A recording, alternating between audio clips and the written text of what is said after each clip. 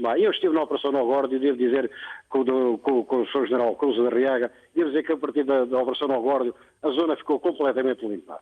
Eu fazia operações ali transportadas, portanto, mas de vez em quando fazíamos patrulhas também. E devo dizer que não se encontrava ninguém. Aquela zona, fugiram para todo o lado, quer dizer, não sabia onde estar sequer. Portanto, isto foi o meio da guerra, nós nunca fomos vencidos.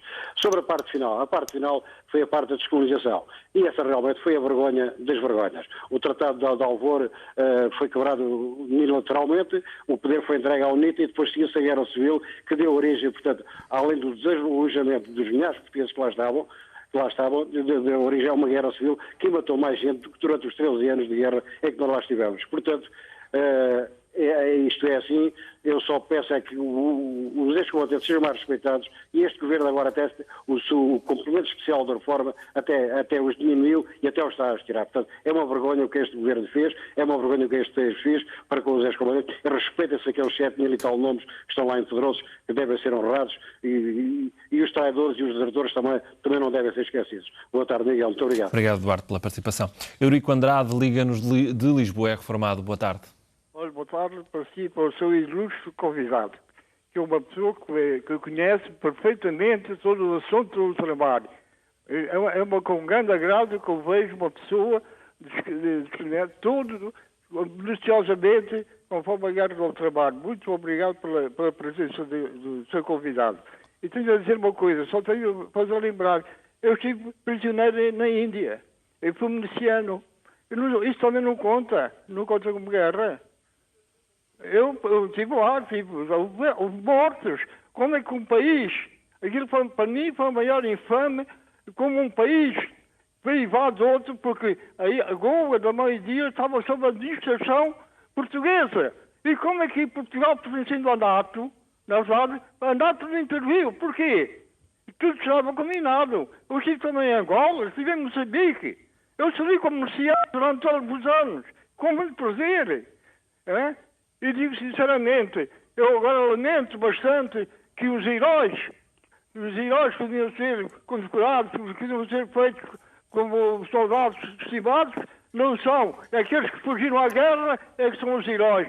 Digo sinceramente, este governo tem sido mau para nós, tem sido muito mau. Mas, enfim, eu penso que, de facto, a glória para Portugal foi ter todos cumprido o seu devido militar e os milicianos principalmente, não os do quadro, porque eles juraram bandeira, juraram amor à pátria e não quiseram saber da pátria. Os milicianos é que merecem tudo. Muito obrigado. Obrigado, Eurico. Muito obrigado pela sua participação também.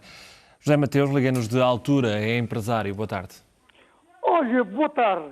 Parabéns pelo vosso programa. Eu listei-me com 18 anos na Força Aérea Portuguesa. Boa tarde. Parabéns pelo vosso programa. Eu alistei-me com 18 anos na Força Aérea Portuguesa, acabei o meu curso na Base Aérea 2 da OTA e fui voluntário para a África, para a guerra. Tenho orgulho de ter sido voluntário na guerra. Tenho pessoas da minha família que já depois da abrilhada diziam que nem mais um oficial, nem um soldado ia para Angola e oferecer voluntários para salvar essas crianças e mulheres. Onde estava o meu ex-capitão, muito meu amigo, o Almendra dos paraquedistas, foi brigadeiro, todo mundo conhece. Atenção, portugueses, é uma vergonha não honrar os heróis do ultramar. Ainda ontem estava num bar e estavam lá jovens a criticar o comando, que é o dono do bar, por facto de ter ido para a África. Atenção, meus caros amigos, eu pergunto a estes portugueses todos que fizeram a brilhada. Salazar tinha a guerra de Moçambique, Salazar tinha a guerra de Angola, tinha a Guiné. E eu já perguntei, tenho amigos dos partidos comunistas, socialistas e todo lado, como é que a nossa economia crescia 10% ao ano e atualmente estamos na miséria. Eu não vivo numa casa há 3, 4 anos. Portugal está na ruína. E atenção uma coisa, e ali o seu jornalista disse muito bem, os interesses que havia em África eram da Rússia e eram da América. Angola era riquíssima. Estão a compreender? E por causa desta abrilhada, no dia 25 Julho de 1977, eu vendo uma mansão num bairro dos judeus, na África Sul, e sou obrigado a fugir com um avião. Era para ingressar como piloto na TAP. O chefe de pilotos era um homem que Deus o tenha bom lugar, chamado Durão. Fez também a guerra de Moçambique comigo. Meteram-lhe uma bomba numa rotunda do relógio, fiz várias inspeções do aeroporto e os meus colegas pilotos comentavam: Mateus, nunca ninguém nos perguntou porque é que mataram o Durão. Emigrei para a Venezuela. Estive 4 anos na Venezuela como conselheiro da Força Aérea. Ganhei milhares de contos, trouxe milhares de contos para o meu país. E qualquer dia, se calhar, sou pobre. Grande Paulo Portas, grande homem, que dá uma insignificância a todos os homens que foram ao ultramar. Os restos dos governos têm ignorado tudo e todos. E isto é lamentável, portugueses, porque nós fomos valentes, nós vencemos a guerra. Obrigado, José Mateus, pela sua participação. Voltamos à conversa com o nosso convidado, Fernando da Costa.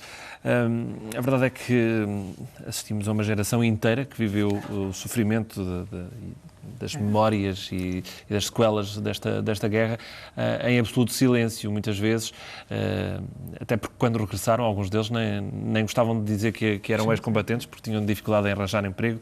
Eu li até depoimentos de pessoas que só muito mais tarde disseram às próprias mulheres que tinham estado na guerra colonial porque havia esse estigma. Isto está tudo ainda em carne viva, percebe?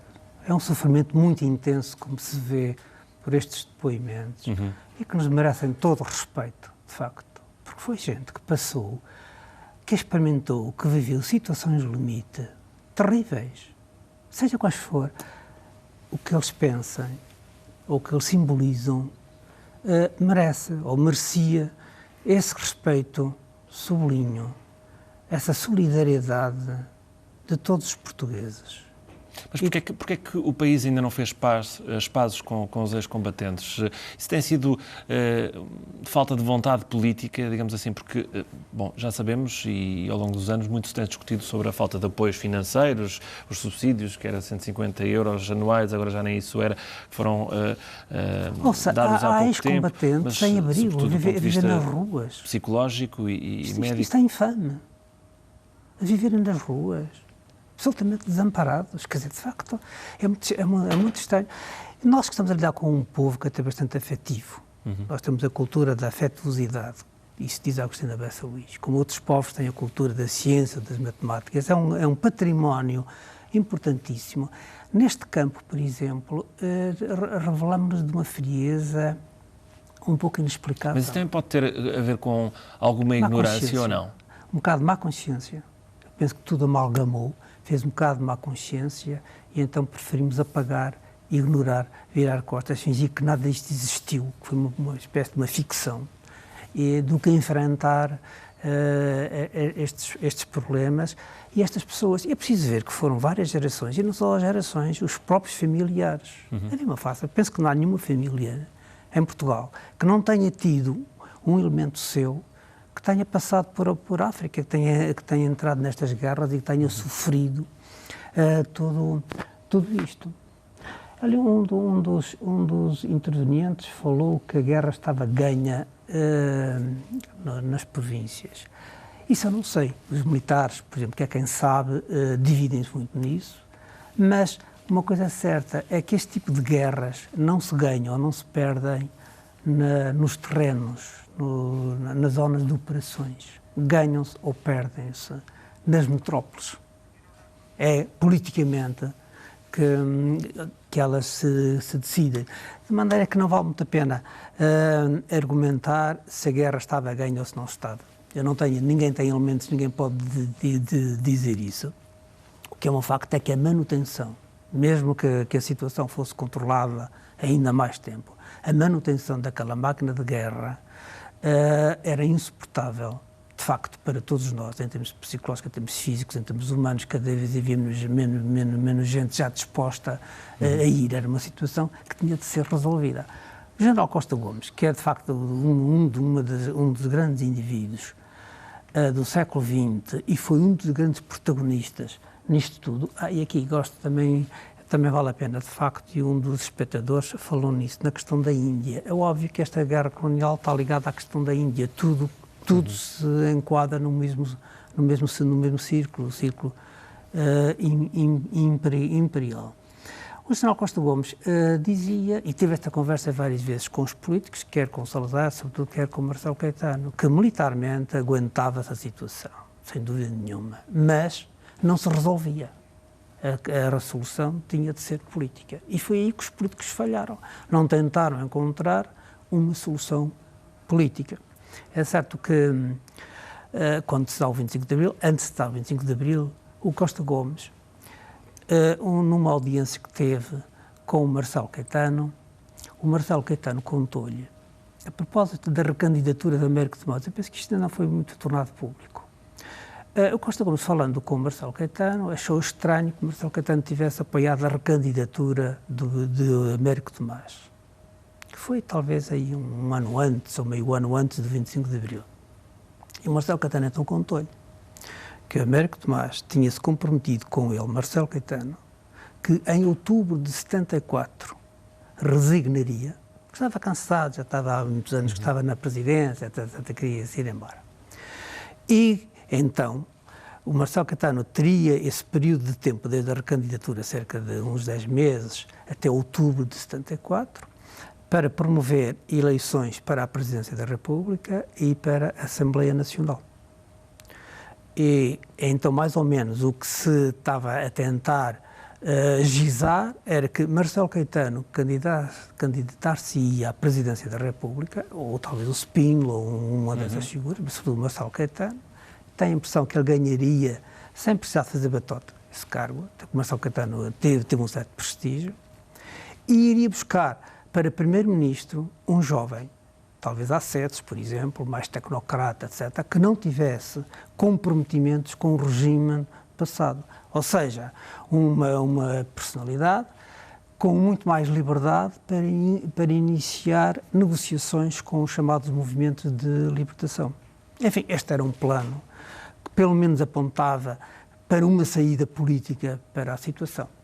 Mas, enfim, também não sabemos se isto de facto era verdade ou se foi apenas um bocado de bluff de Américo Tomás, que, ao contrário do que dizem, era um homem inteligente, interveniente, manhoso e que teve um papel preponderante a partir do desaparecimento de Salazar. Ele que estava afastado das coisas, passou a intervir e com grande eficácia.